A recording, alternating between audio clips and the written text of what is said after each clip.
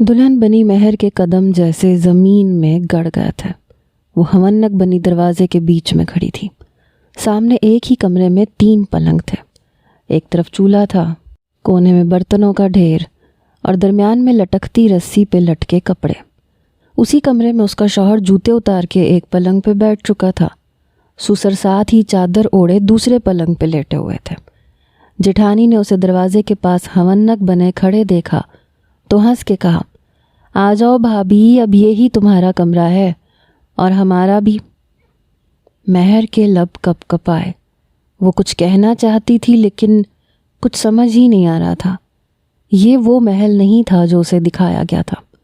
जब भाभी के बुलाने पे भी वो अंदर ना आई तो उसके शौहर ने एक तेज़ नज़र उस पर डाली। महारानी साहिबा वहीं खड़ी रहेंगी या अंदर भी आएंगी?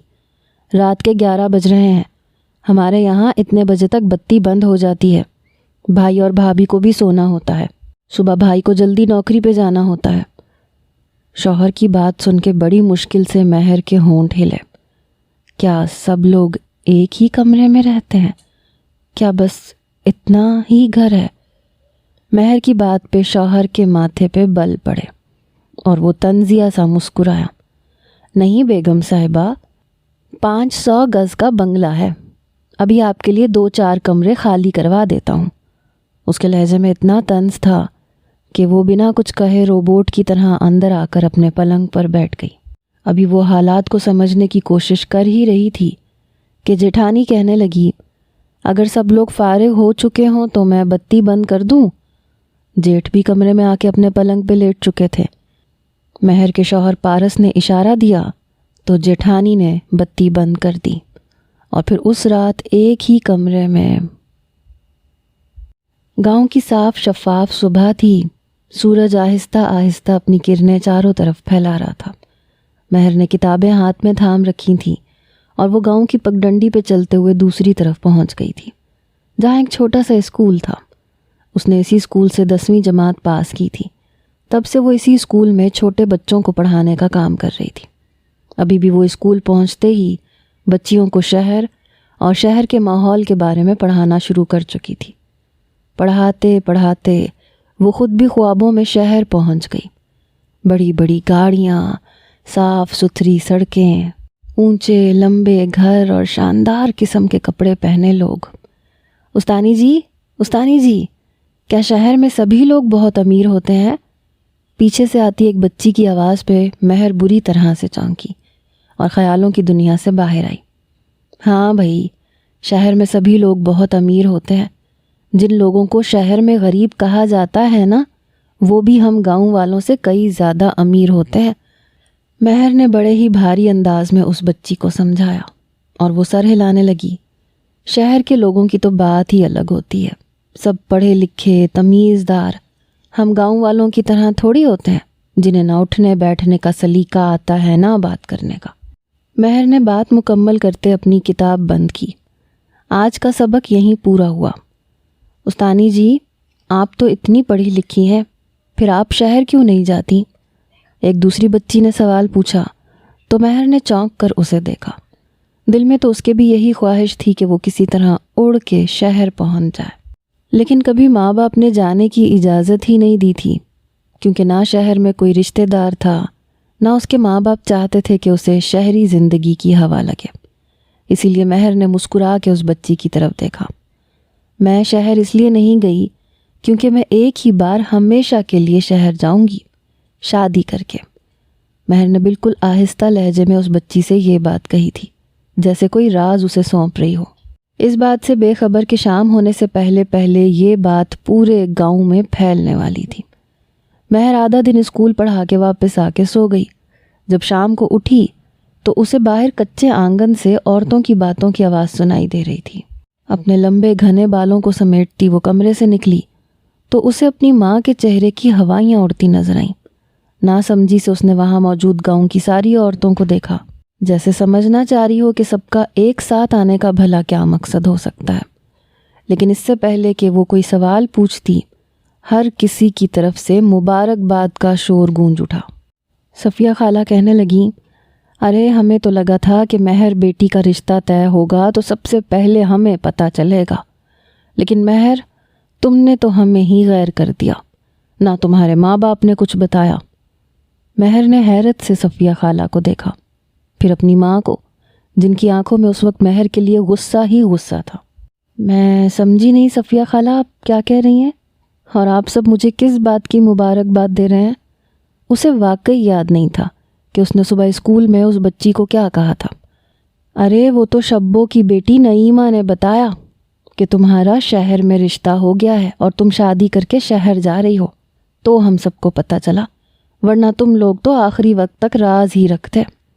صفیہ خالہ نے جب اپنی بات مکمل کی تو مہر نے سر پکڑ لیا۔ ارے خالہ ایسی کوئی بات نہیں، میں نے تو بس یوں ہی، اتنا کہہ کے وہ چپ ہو گئی، کیونکہ اس کی ماں نے اسے اشارے سے خاموش ہونے کا کہا تھا۔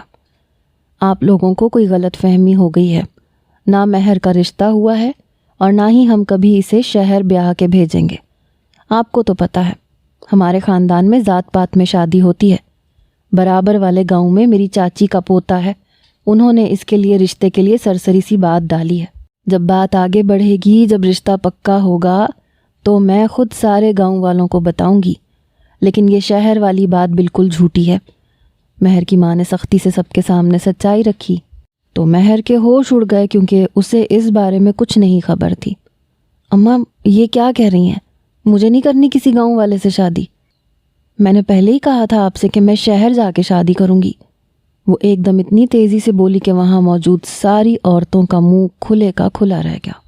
اس کا مطلب شبو کی بیٹی نعیمہ نے سچ ہی بتایا ہے۔ ضرور شہر کا ہی کوئی معاملہ ہے جو آپ لوگ چھپا رہے ہیں۔ کیا شہر کے کسی لڑکے کا رشتہ آیا ہوا ہے؟ خالہ صفیہ کسی طور چپ بیٹھنے کا نام نہیں لے رہی تھی، اور نہ مہر کے اندر اتنا صبر تھا کہ وہ ماں کے آگے خاموش ہو جاتی۔ مہر کی ماں نے سر پکڑ لیا، بات سنبھلنے کے بجائے بگڑ رہی تھی۔ نہیں بھائی، مہر کا کہیں شہر سے کوئی رشتہ نہیں آیا، یہ تو خود ہی سے بس شہر جانے کے خواب دیکھتی رہتی ہے۔ مہر کی ماں کی بات پر گاؤں کی عورتوں نے کانوں کو ہاتھ لگایا۔ توبہ توبہ، کیا زمانہ آ گیا، لڑکی خود منہ پھاڑ کے اپنی شادی کے بارے میں بات کر رہی ہے۔ یہ بھلا ہمارے بچوں کو کیا تعلیم دے گی؟ ایسا نہ ہو ہماری بچیوں کا ذہن بھی خراب ہو جائے۔ اب دیکھو نا، نعیمہ کیسے کہہ رہی تھی کہ استانی جی کی شہر میں شادی ہو رہی ہے، کل کو اسے پتہ چلے گا کہ ایسی کوئی بات نہیں، یا استانی جی خود ہی شہر جانے کے لیے شہری لڑکوں کا انتظار کر رہی ہیں، تو بچوں کے ذہن پہ بہت برا اثر پڑنا ہے۔ میں تو ماسٹر صاحب سے کہوں گی کہ میری بیٹی کے لیے کسی اور استانی کا انتظام کریں۔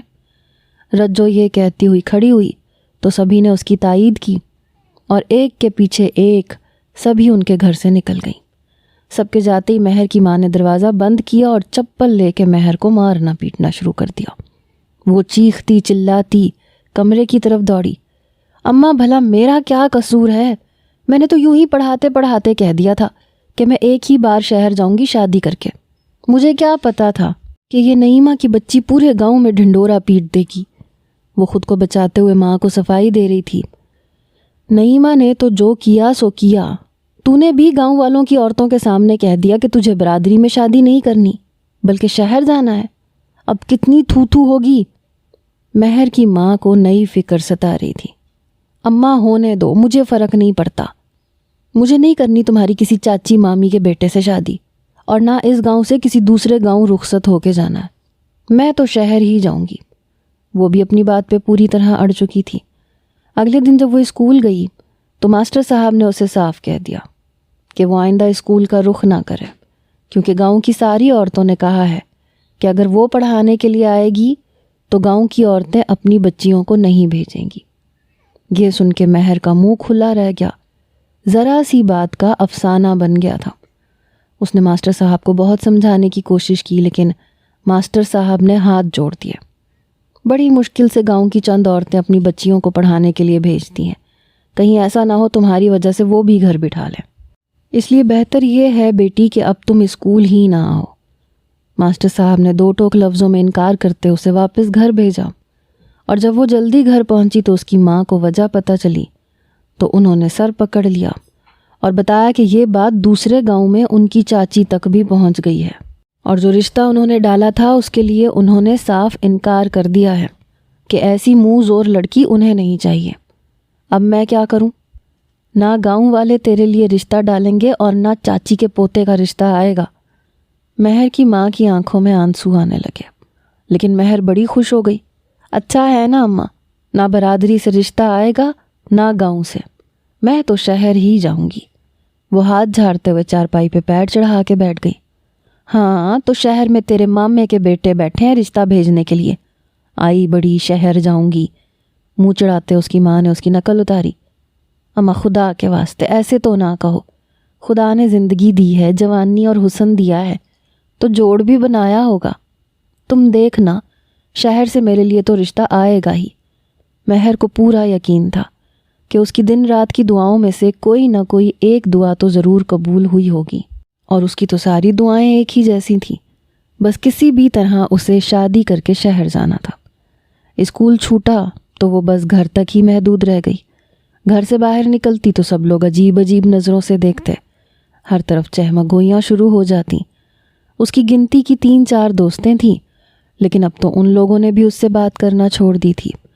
ان کے گھر والوں کی طرف سے سختی ہو چکی تھی کہ کہیں اس کی صحبت میں وہ بھی منہ زور نہ ہو جائے۔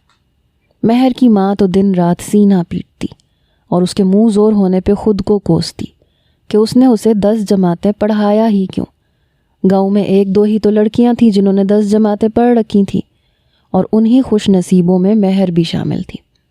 مہر کی ماں کو یقین ہو گیا تھا کہ ان کی بیٹی ان کی دہلیز پہ ہی بوڑھی ہو جائے گی، لیکن مہر کو پورا یقین تھا کہ اس کے لیے شہر سے کوئی شہزادہ آئے گا۔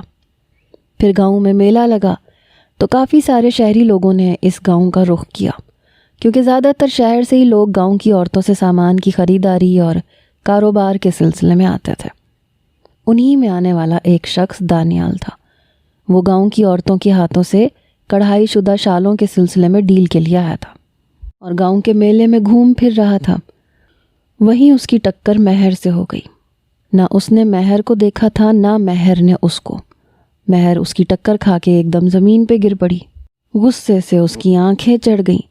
وہ کھڑی ہوئی، ہاتھ جھاڑتے اس نے باتیں سنانے کی غرض سے اس شخص کو دیکھا تو اس کا چہرہ دیکھتی رہ گئی۔ جینز کے اوپر سفید ٹی شرٹ پہنے، سلکی بالوں والا وہ خوبصورت سا شخص اس کے دل میں اتر گیا، اور اس کی سب سے بڑی خوبی یہ تھی کہ وہ شہری تھا۔ آئی ایم ریئلی سوری، میں نے آپ کو دیکھا نہیں۔ وہ فوراً ہی متانت سے معافی مانگنے لگا، جبکہ مہر کے چہرے پہ تو بڑی سی مسکراہٹ کھل گئی۔ کچھ دیر پہلے والا غصہ سیکنڈوں میں غائب ہوا۔ ارے کوئی نہیں، کوئی بات نہیں، آپ شہر سے آئے ہیں نا؟ ارے آپ تو مہمان ہیں ہمارے گاؤں کے۔ کیوں آئے ہیں آپ یہاں، مجھے بتائیں، میں مدد کرتی ہوں آپ کی۔ ویسے بھی میں اس گاؤں کی واحد استانی ہوں۔ اس نے بڑا سینہ چوڑا کر کے اپنی قابلیت جتائی۔ بس یہ نہیں بتایا کہ اسے اسکول سے نکال دیا گیا ہے۔ جی میں بس یہ شالز وغیرہ دیکھ رہا ہوں، اس کے بعد کمپنی کی طرف سے ڈیل سائن ہوگی۔ ہم چاہتے ہیں کہ گاؤں کی عورتوں کو کاروبار بھی ملے اور ساتھ ہی ہماری فرم کو منافع بھی۔ آپ کے گاؤں کی عورتوں کے ہاتھ میں بڑا ہنر ہے۔ دانیال نے فراخ دلی سے تعریف کرتے اسے اور بھی خوش کر دیا۔ مہر نے فوراً اسے اپنی خدمات پیش کی۔ میں آپ کو گاؤں کی سب سے ہنرمند عورت کے پاس لے چلتی ہوں۔ اس کے ہاتھ میں سب سے زیادہ صفائی اور کام میں سب سے زیادہ نفاست ہے۔ مہر خود ہی زبردستی دانیال کے ساتھ لگ گئی، اسے لے کے گاؤں کی عورتوں کے پاس گئی، اس کے حساب سے اسے کام دلوایا، اور پھر اسی دوران ان دونوں کی اچھی بات چیت ہو گئی۔ دوپہر کے بعد کا وقت ہوا تو دانیال کو بھوک لگنے لگی۔ اسے واپس شہر جانا تھا، لیکن مہر زبردستی اسے کھانے کا کہہ کے گھر لے آئی۔ مہر کی ماں نے اسے دیکھا تو سر پکڑ لیا۔ یہ کس کو گھر لے آئی کھانا کھلانے؟ گاؤں والے دیکھیں گے تو ایک نیا ہنگامہ کھڑا ہو جائے گا۔ پہلے ہی سب کو یہ لگتا ہے کہ میں نے کہیں نہ کہیں تیرا شہر میں رشتہ طے کر رکھا ہے۔ تو بس بدنامی میرے سر میں ڈال۔ ایک کام کر، ایک ہی بار جوتا اٹھا کے میرے سر میں مار دے۔ مہر کی ماں کا غصہ آسمان کو چھونے لگا، لیکن اسے کسی بات کی پرواہ ہی کہاں تھی۔ بڑی مشکل سے شہری بابو ہاتھ آیا تھا۔ مہر نے اپنی طرف سے بہترین کھانا اس کے آگے رکھا۔ دانیال نے کھانا کھایا، خوب تعریف کی، اور پھر 1 ہفتے بعد آنے کا کہہ کے چلا گیا، کیونکہ اسے ڈیل کرنے کے لیے اپنے باس کے ساتھ آنا تھا۔ اس ایک ہفتے میں مہر نئے دن رات اس کے خیالات بنے۔ وہ کافی اچھا اور نفیس طبیعت کا مالک تھا، پڑھا لکھا تھا، رہن سہن سے بھی اچھا تھا، شہری بابو لگ رہا تھا۔ ایک ہفتے بعد جب وہ دوبارہ آیا تو بہت بڑی گاڑی میں آیا، ساتھ میں گارڈز بھی موجود تھے جو کہ دراصل اس کے باس کے تھے، لیکن مہر کو لگا کہ یہ سب کچھ دانیال کا ہے۔ مہر کے باس نے اپنی ڈیل فائنل کی اور واپس جانے لگے تو دانیال خصوصی طور پہ مہر سے مل کے شکریہ ادا کرنے کے لیے آیا۔ گاؤں کے بچے اس کی گاڑی کے پیچھے پیچھے دوڑتے ہوئے مہر کے دروازے کے باہر تک پہنچے۔ ایک ہنگامہ کھڑا ہو گیا۔ پورے گاؤں کو پتہ چل گیا کہ مہر سے ملنے کے لیے شہری بابو دوبارہ واپس آیا ہے۔ بس پھر کیا تھا، گاؤں میں طرح طرح کی باتیں شروع ہو گئیں۔ مہر کے دل میں تو شادیانے بجنے لگے۔ اس نے دانیال سے اس کا فون نمبر لے لیا اور پھر دانیال کے جانے کے بعد دونوں کے درمیان بات چیت شروع ہو گئی۔ مہر نے خود ہی سمجھ لیا کہ دانیال کا ایک بڑا سا گھر ہوگا، نوکر چاکر ہوں گے اور وہ بہت امیر ہوگا۔ 2 مہینے کے اندر دونوں کے درمیان محبت پروان چڑھنے لگی۔ پھر مہر نے اس پہ دباؤ ڈالا کہ وہ رشتہ بھیجے۔ دانیال کا کہنا تھا کہ اسے کچھ وقت چاہیے تاکہ وہ تھوڑا سنبھل جائے، لیکن مہر کا کہنا تھا کہ شہر میں جو بھی جیسی بھی اس کی حالت ہو، مہر کو قبول ہے۔ مہر نے زیادہ کچھ جاننا ہی نہیں چاہا تھا۔ مہر کے کہنے پہ اس نے رشتہ بھجوا دیا۔ دانیال کی ماں اور بڑی بھابھی رشتہ لائیں تھی اور مہر کی ماں حیران رہ گئی۔ کیسے کر دوں میں اتنی دور تیرا رشتہ، شہر میں، جانتی ہی کتنا ہے تو اس لڑکے کو۔ مہر کی ماں نے صاف انکار کرنا چاہا، لیکن مہر نے تو دوپٹے کا پھندا پنکھے پہ لٹکا دیا۔ دیکھ اماں، اگر تو نے انکار کا سوچا بھی نہ تو میں اس پنکھے سے لٹک جاؤں گی۔ پورے گاؤں کو پتہ ہے میں شادی شہری بابو سے ہی کروں گی۔ اب روز روز تو کوئی شہری بابو یہاں نہیں آئے گا نا، اور پھر دانیال میں کوئی برائی نہیں ہے، پچھلے 2 مہینے سے میں اس سے بات کر رہی ہوں۔ مہر کی اس بات پہ اس کی ماں کا منہ کھلے کا کھلا رہ گیا۔ جوتا اتار کے مہر کی کمر پہ دے مارا۔ بے شرم، بے حیا، ماں کے پیچھے تو یہ گل کھلاتی رہی ہے، شہر جانے کا اتنا شوق ہے کہ عاشقی لڑا لی۔ مہر کی ماں کے منہ میں جو آیا وہ بکتی چلی گئی۔ اماں تمہیں جو بھی کہنا ہے مجھے کہہ لو، لیکن اس کی ماں اور بھابھی کو صرف اور صرف ہاں ہی کہنا۔ ابھی مہر کی ماں ششو پنج کا شکار ہی تھی کہ سارے گاؤں میں ایک نیا ڈنکا پٹ گیا کہ مہر کا رشتہ شہر میں ہو گیا ہے۔ ابھی وہ لوگ جواب سن کے گئے بھی نہیں تھے کہ صفیہ خالہ چلی آئیں۔ ارے مبارک ہو، دھی کا رشتہ پکا کر دیا، ہمیں بتایا ہی نہیں۔ وہ ہمیشہ کی طرح پھر شکوہ لے کے حاضر ہو گئیں۔ ارے نہیں، ابھی رشتہ آیا ہے، ابھی ہم سوچ رہے ہیں۔ مہر کی ماں نے انہیں ٹالنا چاہا۔ مہر نے گھور کے ماں کو دیکھا اور پھر اس کے غصہ کرنے پہ مہر کی ماں نے ہاں کہہ دی، بنا یہ جانے کہ شہر میں وہ لوگ کہاں رہتے ہیں، کیا کرتے ہیں اور کس طرح کی زندگی ہوگی۔ مہر کے کہنے پہ دانیال نے ہتھیلی پہ سرسوں جمایا اور مہینے بھر بات کی اور شادی کی تاریخ طے ہو گئی۔ اس نے مہر کے لیے شہر سے کافی اچھے جوڑے اور زیورات وغیرہ بھیجے۔ مہر نے تو پورے گاؤں کو جمع کر دیا۔ دیکھو تو ذرا، شہر سے میری بری آئی ہے، ہر چیز بڑی ہی ٹپ ٹاپ ہے۔ میں نے تو پہلے ہی کہا تھا میں شادی ہو کے شہر جاؤں گی، لیکن تم لوگوں کو میری بات پہ یقین نہیں آیا تھا، الٹا مجھ سے اسکول کی نوکری بھی چھڑوا لی۔ دیکھ لو اب تم لوگ۔ مہر نے سینہ چوڑا کر کے سب کو 2-4 باتیں سنائیں اور سب اس سے مروب ہو رہے تھے۔ واقعی مہر تیرے تو بھاگ کھل گئے، ہر کوئی اسے مبارکباد دے رہا تھا۔ مہینے بھر بعد بڑی دھوم دھام سے بارات آئی، ہر طرف شادیانے بج رہے تھے۔ پورے گاؤں میں دھوم تھی کہ مہر شادی ہو کے شہر جا رہی ہے۔ اس سے پہلے بمشکل گاؤں کی 1-2 لڑکیوں کی شادی شہر میں ہوئی تھی۔ مہر روتے دھوتے رخصت ہوئی اور اپنی ماں سے وعدہ لیا کہ وہ جلد ہی واپس لوٹے گی، کیونکہ ولیمے کی تقریب دانیال نے فوراً رکھنے کے لیے انکار کیا تھا۔ اس کا کہنا تھا کہ وہ 2 مہینے بعد ولیمے کی تقریب رکھے گا۔ مہر کی ماں سادہ سی عورت تھیں، اس لیے اس نے بیٹی کو چند جوڑوں کے ساتھ اپنی دعاؤں کے حصار میں رخصت کر دیا۔ 7 گھنٹے ٹرین کا سفر پورا کر کے مہر شہر پہنچی تو آنکھیں کھلی کی کھلی رہ گئیں۔ زندگی میں پہلی بار شہر کی روشنی اور جگمگاہٹیں دیکھی تھیں، وہ پوری طرح ان منظروں میں کھوئی ہوئی تھی۔ سادہ سی دلہن بنے وہ بہت خوبصورت لگ رہی تھی، اور آنکھیں پھاڑے پھاڑے ہر چیز کو ایسے دیکھ رہی تھی جیسے پہلی بار اس دھرتی پہ تشریف لائی ہو۔ ٹیکسی میں بٹھا کے مہر کا شوہر دانیال اور اس کی ساس اور جٹھانی گھر پہنچے۔ دروازہ کھول کے وہ سب تو اندر داخل ہو گئے، لیکن مہر دروازے پہ رک گئی۔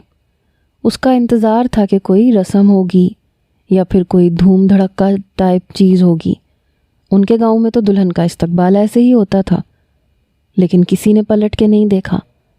مہر خاموشی سے دروازے پہ کھڑی اس گھر کو دیکھ رہی تھی جو اسے حیران کر دینے کو کافی تھا، چونکہ گھر بہت ہی زیادہ چھوٹا تھا اور دروازے کی حالت بھی بڑی ہی خستہ تھی۔ مہر نے اپنے دل کو سمجھایا کہ کیا پتہ اندر سے سب کچھ اچھا ہو۔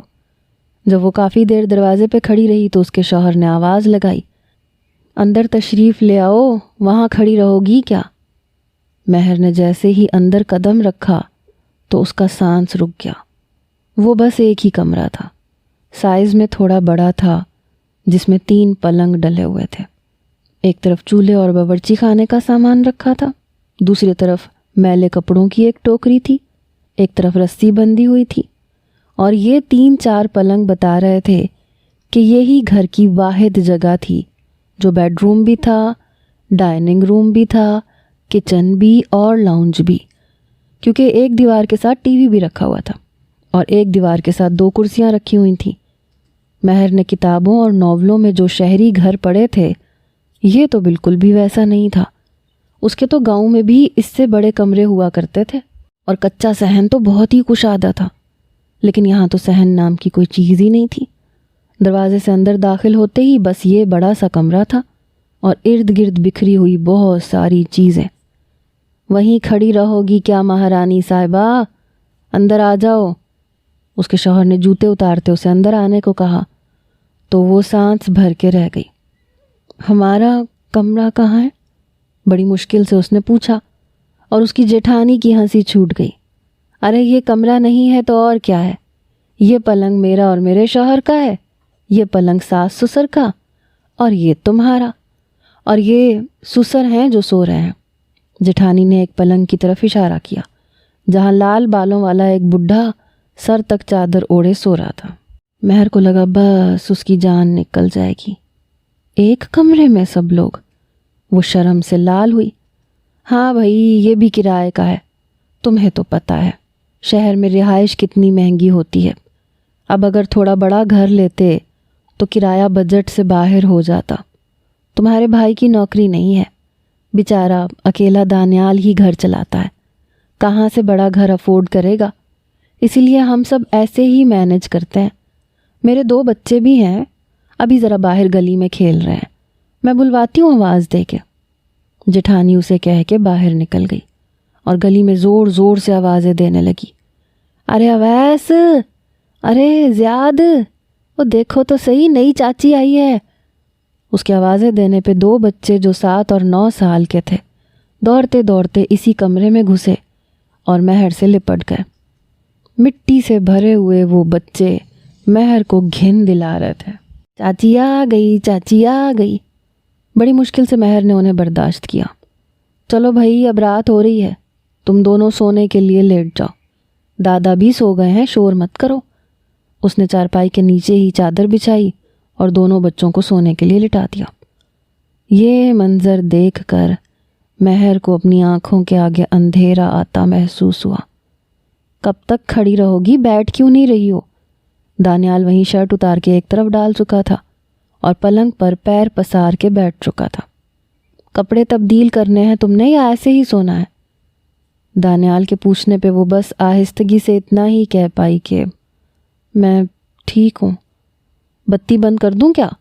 تمہارے بھائی کو صبح نوکری کی تلاش میں جانا ہے، جلدی اٹھنا ہے انہیں، ویسے بھی یہاں 11 بجے رات ہو جاتی ہے۔ مہر کی جیٹھانی بڑی ہی نرم مزاج اور خوش اخلاق تھی۔ مسکراتے ہوئے اس نے مہر سے پوچھا تو مہر تو کوئی جواب ہی نہ دے سکی، البتہ دانیال نے اشارے سے بتی بجھانے کا اشارہ کر دیا۔ مہر کی جیٹھانی نے بتی بجھانے سے پہلے پردے سیدھے کیے، جن کی وجہ سے تینوں پلنگ علیحدہ علیحدہ ہو گئے۔ یعنی پردوں کے ذریعے ان کے درمیان پردہ حائل کیا ہوا تھا، اور پھر بتی بند کر دی گئی۔ مہر سانس روکے بس پلنگ پہ بیٹھ گئی۔ آج اس کی ارمانوں بھری رات تھی، سہاگ رات، اور ایک ہی کمرے میں جیٹھ جٹھانی اور ساس سسر بھی موجود تھے۔ اسے تو رہ کے خوف آ رہا تھا کہ وہ کس طرح یہاں رات گزارے گی۔ ساری زندگی تو بہت دور کی بات ہے۔ دانیال، ہم یہاں کس طرح سوئیں گے؟ سونا کس کو ہے پگلی؟ دانیال نے اسے محبت سے اپنی طرف کھینچا اور سینے میں بھینچ لیا۔ اس کی چیخ نکلتے رہ گئی۔ یہ سوچ کر اس نے اپنی آواز دبا لی کہ بالکل برابر والے پلنگ پہ سسر سو رہے ہیں۔ ساس تو نہ جانے اسے یہاں چھوڑ کے کہاں چلی گئی تھی، شاید محلے والوں کو خبر دینے گئی تھی کہ بہو آ گئی ہے۔ دانیال پلیز، وہ گھٹی گھٹی آواز میں چیخی تو دانیال نے اس کے منہ پہ ہاتھ رکھ دیا۔ خبردار جو آواز نکالی، سانس بھی آہستہ لینا، ورنہ سب کو پتہ چل جائے گا کہ کیا ہو رہا ہے۔ دانیال نے ہنستے ہوئے کہا تو اس کی روح فنا ہو گئی۔ تمہیں لگتا ہے کہ یہاں کچھ ہو سکتا ہے؟ اس نے زومانی لہجے میں پوچھا۔ ہاں کیوں نہیں، بھائی اور بھابھی کی سہاگ رات بھی اسی کمرے میں ہوئی تھی۔ اس وقت بھی اماں ابا ایسے ہی پلنگ پہ سو رہے تھے، میں بھی یہیں پہ تھا۔ بھابھی نے جو تھوڑا بہت شور مچایا تھا وہ میں نے بھی سنا تھا۔ یہ کہہ کے دانیال بھدی سی ہنسی ہنسا، اور شرمندہ سی ہوتی مہر نے گھور کے اسے دیکھا۔ تو تم چاہتے ہو اب تمہارا بھائی میری آوازیں سنے؟ ایسا تو ہمارے گاؤں میں بھی نہیں ہوتا۔ ہاں تو وہ گاؤں ہیں، وہاں خالی زمینیں ہوتی ہیں، لوگ گھر بھی بڑے بڑے بنا لیتے ہیں۔ یہ شہر ہے بھائی، یہاں پہ کرائے کا گھر بڑی مشکل سے ملتا ہے۔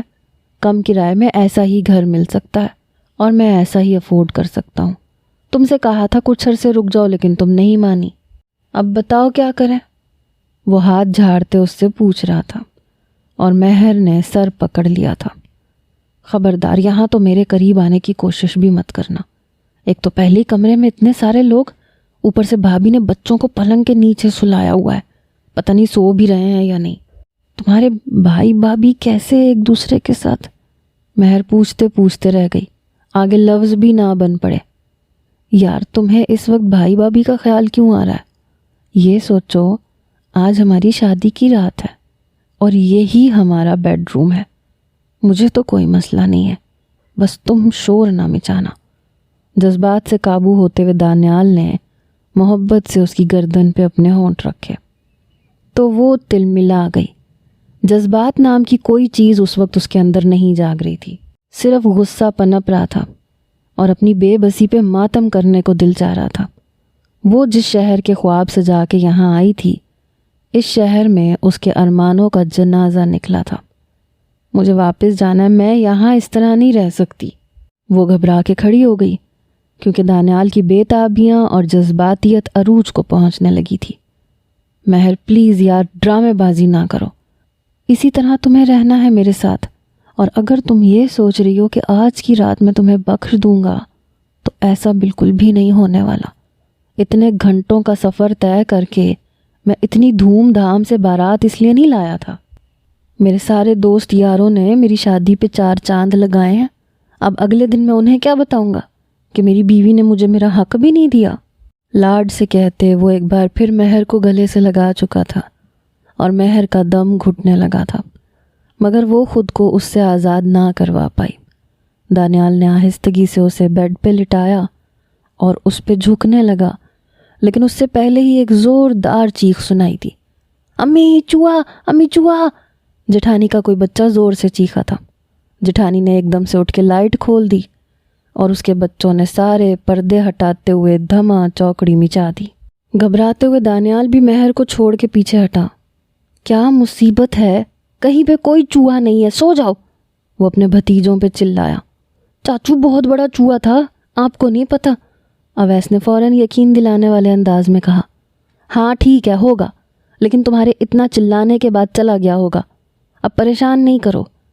مہر کی ساس بھی واپس آ چکی تھی، وہ بھی زور سے چیخی۔ کیوں اتنا ہنگامہ کر رہے ہو؟ پتہ نہیں ہے نئی دلہن آئی ہے گھر میں، چلو سو جاؤ۔ زبردستی جیٹھانی کے بچوں کو واپس ان کی جگہ پہ بھیج کے لائٹ بند کر دی گئی۔ پردے پھر سے ٹھیک کر دیے گئے۔ لیکن مہر کا دل پوری طرح اس سارے معاملے کے بعد اچاٹ ہو گیا تھا۔ وہ کروٹ بدل کے لیٹ گئی کہ کسی طرح دانیال سے جان چھوٹ جائے۔ محبت، رومانس اور سب سے بڑھ کر شہر آنے کی ساری خوشی غارت ہو گئی تھی۔ اگر شہر میں یہ سب کچھ تھا تو پھر تو اس کا گاؤں ہی بہتر تھا، لیکن دانیال نے بھی قسم کھا لی تھی کہ اتنی آسانی سے اسے چھوڑنے والا نہیں، اس لیے کچھ دیر بعد وہ اس پہ پوری طرح حاوی تھا۔ تھک ہار کے مہر نے خود کو اس کے حوالے کر دیا، لیکن تھوڑی دیر بعد جب پردے پہ نظر پڑی تو اس کے ہوش اڑ گئے۔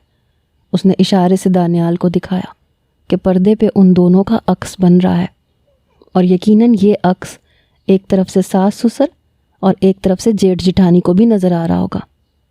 مجھ سے اتنی بے حیائی نہیں ہوگی۔ وہ فوراً ہی اسے دھکیل کے اٹھ بیٹھی۔ دانیال کا مزاج پوری طرح خراب ہوا۔ یار، جوائنٹ فیملی ہے، یہ سب کچھ برداشت کرنا پڑتا ہے۔ بات جوائنٹ فیملی کی نہیں ہے دانیال، بات اس ایک کمرے کی ہے۔ کم سے کم کمرے تو الگ ہونے چاہیے تھے۔ تم کہہ رہے ہو آواز نہ نکالو، شور نہ کرو، اور پھر بار بار اپنا بھاری بھرکم وجود لے کے مجھ پہ چڑھ جاتے ہو۔ کیسے نہ چیخوں میں؟ مہر کی تو ساری صبر کی حدیں پار ہو گئیں۔ وہ ہمیشہ سے اتنی ہی منہ پھٹ تھی، اسی لیے تو گاؤں والے بھی اپنی بیٹیوں کو اس سے دور رکھتے تھے۔ اب تو اس نے شوہر کو بھی نہ بخشا۔ زبردستی دانیال کو دھکیلتے بیچ میں رکھ کے تکیا وہ گہری نیند سو چکی تھی، اور دانیال کے ارمانوں کا جنازہ اٹھ چکا تھا۔ مجبوراً اسے بھی کچھ دیر بعد سونا پڑا۔ اگلی صبح اس نے صاف لفظوں میں دانیال کو کہہ دیا کہ وہ واپس گاؤں جا رہی ہے اور اس طرح وہ یہاں گزارا نہیں کرے گی۔ اس کی جیٹھانی کے کانوں میں یہ بات پڑی تو وہ فوراً دوڑی چلی آئیں۔ کیا ہو گیا مہر؟ چھوٹی چھوٹی بات پہ کیا ہنگامہ کرنا؟ میرے تو 2 بچے بھی اسی طرح اسی کمرے میں ہوئے ہیں۔ مہر کے تو پورے ہی ہوش اڑ گئے۔ بھابھی، آپ کو شرم نہیں آئی؟ اس کی بھابھی کچھ دیر خاموش ہو گئی۔ مہر، مجبوری ہے، کیا کر سکتے ہیں؟ بتاؤ، انسان کی جتنی چادر ہو وہ اتنے ہی پیر پھیلائے گا نا؟ اس کی جیٹھانی نے بڑی معصومیت سے کہا تو مہر کی آنکھیں پھیل گئیں۔ جتنی چادر ہو اتنے ہی پیر پھیلانے چاہیے، لیکن پردے ڈال ڈال کے پیر پھیلانے کی کیا ضرورت ہے؟ اسے بے شرمی کہتے ہیں۔ 2 ٹوک لفظوں میں کہتی وہ اپنا سامان اٹھا چکی تھی۔ ساس کو بھی اندازہ ہو گیا تھا کہ وہ یہاں سے جانے کی تیاری کر رہی ہے۔ انہوں نے گھور کے اسے دیکھا، پھر دانیال کو دیکھا۔ شادی سے پہلے بتایا نہیں تھا اسے کہ ہمارے گھر میں کتنے کمرے ہیں اور کیسے رہتے ہیں ہم؟ اماں، میں نے کہا تھا اسے کہ کچھ وقت رک جاؤ، لیکن اس کے دماغ پہ شادی کا بخار چڑھا تھا۔ میں نے بھی کر لی شادی، مجھے کیا پتا تھا اسے ایک کمرے سے مسئلہ ہو جائے گا۔ بیٹے کی بات سن کے ساس کچھ دیر کے لیے چپ ہوئیں۔ اچھا ایسے کرو، اسے گاؤں واپس چھوڑ آؤ، کہہ دینا کہ اسے گھر والوں کی یاد آ رہی تھی۔ مہر، تم کچھ دن گاؤں رک جاؤ، پھر میں تمہارے لیے ایک اور کمرے کا انتظام کرواتی ہوں۔ یہاں گلی میں ہی ایک اور کرائے کا گھر خالی ہو رہا ہے، اس کا ایک کمرہ تمہیں مل جائے گا۔ ساس نے بات سمیٹنے کی کوشش کی اور جیٹھانی کا منہ کھل گیا۔ اماں، میری باری میں تو آپ کو یہ خیال نہیں آیا تھا، میں نے تو اسی کمرے میں 2 بچے پیدا کیے ہیں، اور یہ اس کے لیے آپ علیحدہ گھر کا انتظام کر رہی ہیں۔ ساس نے گھور کے بڑی بہو کو دیکھا، پھر دانیال کو اشارہ دیا کہ وہ اس کی واپسی کا انتظام کرے۔ مہر کا تو بس نہیں چل رہا تھا وہ اڑ کے گاؤں واپس پہنچ جائے۔ اسی رات تک وہ گاؤں واپس پہنچ چکی تھی۔ اس کی ماں اسے دروازے پہ دیکھ کے حیران تھی، لیکن اس نے کہہ دیا کہ وہ کچھ دنوں کے لیے واپس آئی ہے، کیونکہ شہر میں اسے سب کچھ بہت مختلف اور الگ لگ رہا تھا۔ یہ نہ بتا سکی کہ الگ کیا لگا تھا۔ 15 دن بہت تیزی سے گزرے۔ ان 15 دنوں میں نہ اسے دانیال کا خیال ستایا اور نہ شہر جانے کا، لیکن ایک بات تھی کہ ان 15 دنوں میں اسے گاؤں میں بڑی عزت ملی، کیونکہ اب وہ شہر والی ہو چکی تھی۔ پھر 15 دن بعد دانیال اسے لینے کے لیے آیا اور پھر وہ دوبارہ شہر آ گئی، لیکن اس بار اسی گلی میں ایک الگ کمرے کا انتظام تھا۔ یہ بھی ویسا ہی ایک کمرہ تھا جس میں کچن واش روم موجود تھا، لیکن کم سے کم اب ساس سسر اور جیٹھ جٹھانی تو ساتھ نہیں تھے۔ اس رات پہلی بار وہ دانیال کے سنگ اپنی شادی کے خوبصورت لمحات گزار پائی۔ اگلی صبح اس کی جیٹھانی ملنے کے لیے آ گئیں، ساتھ ناشتہ بھی لے کے آئیں۔ وہ ایک بہت اچھی اور محبت کرنے والی عورت تھی۔ اس نے مہر کا بہت خیال رکھا۔ مہر کو بھی اب تھوڑا سکون آ گیا تھا، لیکن یہ بات سمجھ میں نہیں آئی تھی کہ اس کی جیٹھانی نے ایک ہی کمرے میں کیسے گزارا کیا۔ پھر ایک دن اس نے جیٹھانی سے پوچھا تو جیٹھانی کہنے لگی، میرے شوہر کی کوئی خاص نوکری نہیں ہے، 2 دن کام کرتے ہیں، 2 دن بعد بے روزگار ہو جاتے ہیں۔ ایسے میں سارا خرچہ سسر نے اور دانیال نے اٹھا رکھا تھا، اسی لیے مجبوری میں جیسے سب نے کہا ویسے گزارا کر لیا۔ پھر ایک کے بعد ایک 2 بچے ہو گئے اور میں عادی ہوتی چلی گئی۔ لیکن اچھی بات یہ ہے کہ تم نے شروع میں ہی اس بات کے لیے انکار کر دیا، اسی وجہ سے شاید تمہیں علیحدہ مکان بھی مل گیا۔ اگر میرے شوہر کی نوکری ہوئی تو میں بھی یہیں کہیں قریب میں ایک کمرے کا مکان دیکھ لوں گی۔ بچے بڑے ہو رہے ہیں، ان پہ بہت برا اثر پڑتا ہے۔ اکثر رات کو مجھے لگتا ہے کہ دونوں جاگ رہے ہیں، اور میں تمہیں بتا نہیں سکتی کہ میں کس طرح شرم سے پانی پانی ہو جاتی ہوں۔ یہ کہتے ہوئے مہر کی جیٹھانی کے چہرے پہ واقعی شرمندگی کے آثار تھے۔ اس نے اپنی جیٹھانی کو گلے سے لگایا۔